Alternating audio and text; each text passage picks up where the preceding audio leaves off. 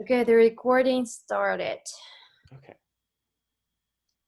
All right, hello. We're looking into improving public acceptance of nuclear power in Korea. I'm Leo, and we also have Ksenia and Sangbin here. I'm also presenting.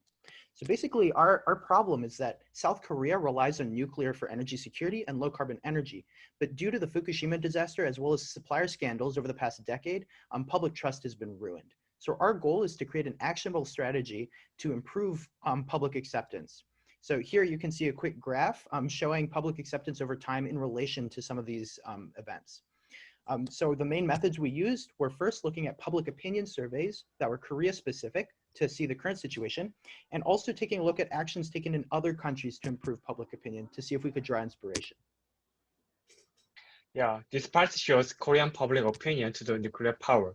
Figure 1 indicates that Korean public take climate change as a serious problem more than European culture does. We found that there is a misconception about the nuclear power plant. 43% of Korean public think nuclear power generation contributes to the climate change. Even though this negative perception, public considers nuclear power is one of the most used energy source in 30 years, as Figure 3 shows. We noticed that Korean public are not confident that government adequately regulates nuclear power. Just 22% of public agreed. Also, Fukushima accident affects the public opinion significantly. As Figure 5 and 6 show, before the accident, there were positive words on the SNS. But after the accident, it totally changed.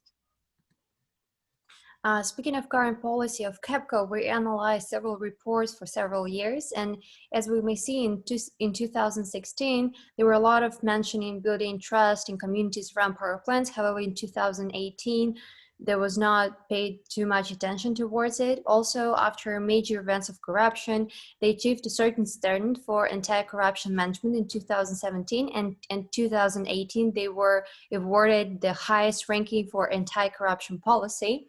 As for the public communication, they plan to earn public trust by safely operating nuclear power plants and also do as much social activities as they could.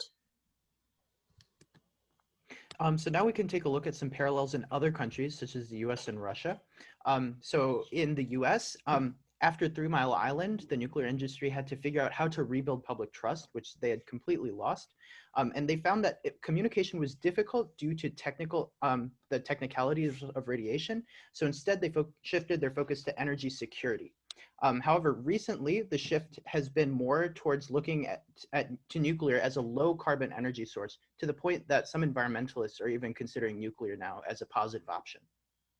Speaking of Soviet Union and Chernobyl, after Chernobyl, the trust towards nuclear power was also damaged, and Soviet Union tried to increase level of transparency in different PR activities via special governmental industrial councils.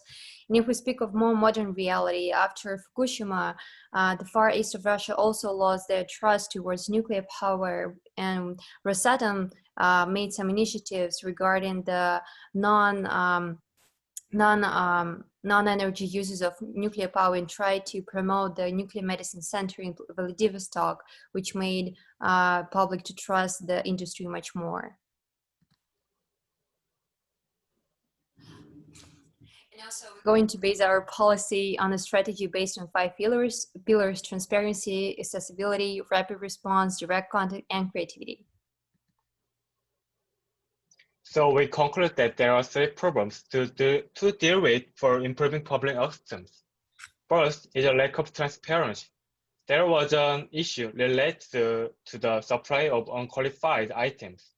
This caused public anxiety and led to loss of trust. Second problem is a negative perception of nuclear power due to a lack of knowledge. Public cannot understand professional resources and this makes them to have wrong thoughts that nuclear power plant accelerates climate change. Lastly, there are no communication channels between industry, government, and public. This makes public isolated from the nuclear power. So our policy recommendations, our first one is that KEPCO should be considering communities around nuclear power plants as key stakeholders. Their current reports kind of show that they don't right now. But this is essential to building public trust, since safety of the public should be their top priority. Second, plant visits by locals and students should be encouraged and expanded. They already have a program for low-income families in the region, so they should expand this to all local community members. Third, they should be emphasizing nuclear as a low-carbon energy source alongside wind and solar. Currently, they set up nuclear in opposition to wind and solar as traditional versus new renewable energies. But instead, they should be setting up the dichotomy with fossil fuels versus low carbon sources as they do in the US. And then finally, they should be emphasizing nuclear technology in non-energy sectors such as medicine, agriculture, and manufacturing, so that the public sees radiation as less of an unknown, which contributes to fear. So that concludes our presentation. Thanks for your attention.